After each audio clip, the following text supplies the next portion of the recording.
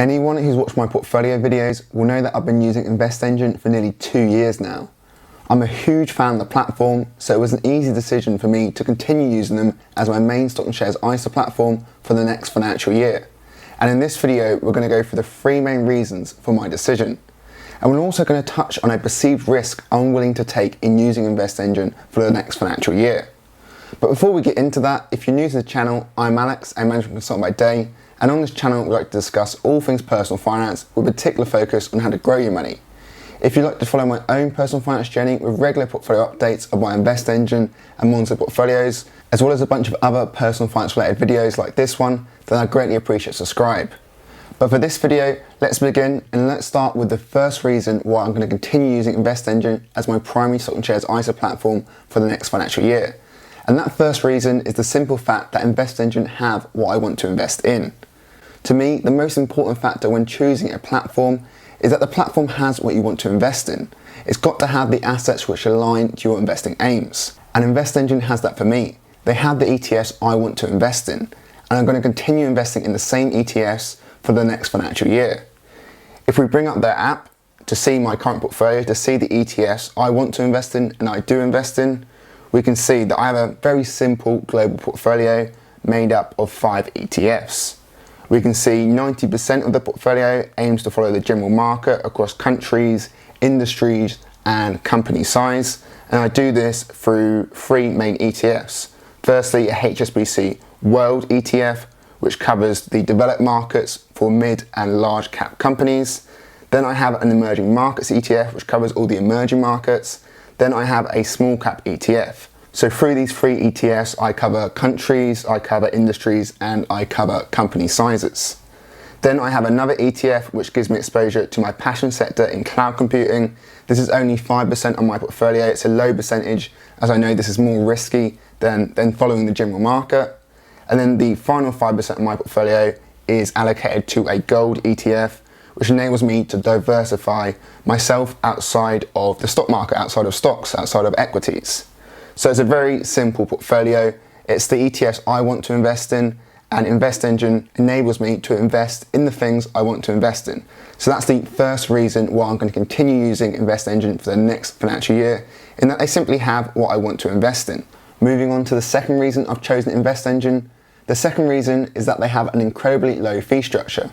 As far as I'm aware, InvestEngine offer the cheapest way for me to invest in my preferred ETFs. They charge no commission per trade in buying and selling ETFs, and there's no platform fee on the DIY side of the platform which I use.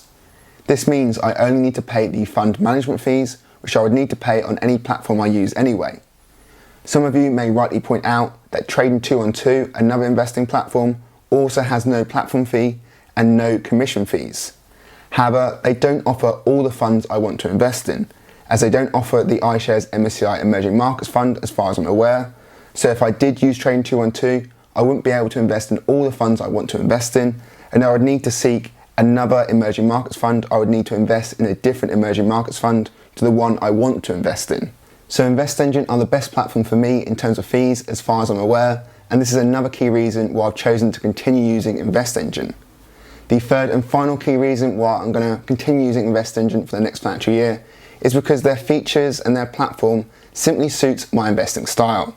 And when I say features, I mainly mean their automation features. And let's bring up the app just to show what I mean. We can see that I have something called a savings plan set up, and this is a regular payment from my bank to InvestEngine. And this makes it super easy to invest hassle-free. And I have it turned on so that I have a $1,500 payment which comes from my bank to InvestEngine every month. And then I also have the auto invest feature enabled, which means that when that $1,500 is deposited into InvestEngine, it's automatically invested into my portfolio in my chosen weights.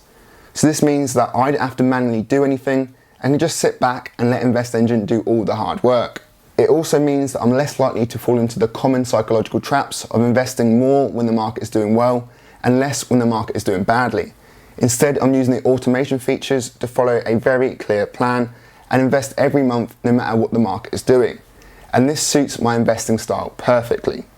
And in addition to the automatic deposits, they also have a neat rebalancing functionality, which makes it easy for me to ensure that my portfolio returns back to its chosen weights every now and again, all I need to do is click on rebalance, and then InvestEngine will execute this for me. So it makes it really easy also to stick to my plan in terms of the chosen percentages for my portfolio. Another feature I like to use is their analytics. For example, I use the graph feature on my portfolio page to see how my portfolio performs over different time periods, and I also do the same for individual funds. So for example, if we click on the HSBC World Fund, we can see I can look at the performance over different time periods for this fund, and this is quite neat just to check on the performance. I can also see a breakdown of my portfolio using the analytic features from InvestEngine in terms of seeing the breakdown across regions, across sectors, holdings and asset class, which I find interesting, I find neat. But to be honest, none of this information, these features in terms of analytics are groundbreaking. The information they provide is not super detailed compared to other platforms. There's other platforms out there such as Trading 212, which provide more advanced functionality and details of specific investments. However, InvestEngine provide me all the features and analytical information which I need, and that suits me.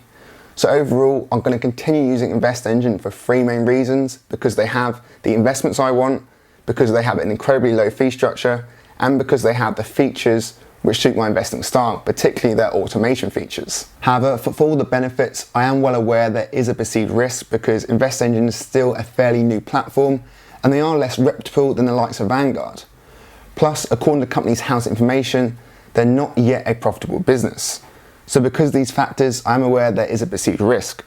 However, to me, I don't perceive it as such because I do have a potential safety net as my portfolio is under 85k in value. So I have FSCS protection. I should have FSCS eligibility up to the 85k limit. And even in the unlikely scenario that InvestEngine go bankrupt and you did have over 85k, let's say, with them, they suggest on their website that your money is protected. They state client investments are held in a segregated client account and held in the name of InvestEngine Nominees Limited.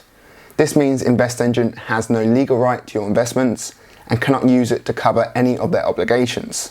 So in the unlikely event that InvestEngine do go bankrupt, they state your investments will still be protected. In terms of the point about InvestEngine not yet being a profitable business according to company's house information, we've seen with other fintechs such as Monzo, this can take time. It can be a journey to reach profitability if you first want to be aggressive in pushing the product. It seems the strategy of InvestEngine is to be aggressive in pushing their product, and of course, to be aggressive, they're going to be losing money for the first few years. They're going to be relying on investor capital. And this was similar with Monzo's journey. Monzo begun in 2015, but it was only recently suggested, it was suggested in March 2023, that they hit monthly profitability for the first time. And in that meantime period between 2015 and 2023, they heavily relied on investor funding to function. InvestEngine have also raised investor money to enable them to function and be aggressive in their growth until they reach profitability. And InvestEngine, in my opinion, do have a pathway to make money with fees on their pension account and managed ISA. And they also have other mechanisms to earn money, such as earning interest on uninvested cash. To reach profitability, InvestEngine will likely rely on reaching a certain scale of customer base, so hopefully they are able to grow quickly. And there are promising signs of this, as they actually released some great growth stats from the last 12 months, the day before I recorded this video. And the stats include 161% increase growth in the amount invested by clients in InvestEngine ISAs, and also 65% growth in their customer base over the last 12 months. So hopefully they continue these great trends. Of course, everything I've just mentioned about InvestEngine and the risks, that's my personal opinion, it's not financial advice.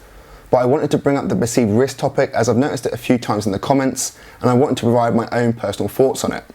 So overall, I still love InvestEngine, and that's the three main reasons why I'm going to continue using them for the next financial year. And to be honest, I'll be using them in years to come unless they change their fee structure or something else changes. And if you want to sign up to InvestEngine, they still have a great offer where you can get up to a £50 bonus when you invest £100. And of course, you've got to be a new customer and there's other terms and conditions, but that's the general gist of the offer. And you can access the offer in the description, there's a link. They also have a second bonus scheme, which is active to the 30th of April, in which you can get a bonus of up to £2,500 when you top up or transfer an ISA to InvestEngine. The bonuses are valid for any top ups for new customers or transfer amounts for new and existing customers. and the amount you get in bonus depends on how much you transfer or deposit, as we can see here. But the great news is that you can access this bonus in addition to the other bonus we went through. So you can access both of these bonuses by using the link, subject to terms and conditions. And if you want a more detailed overview of their platform, a tutorial of InvestEngine, I have a video around here you should be able to access. But for this video, thanks for watching.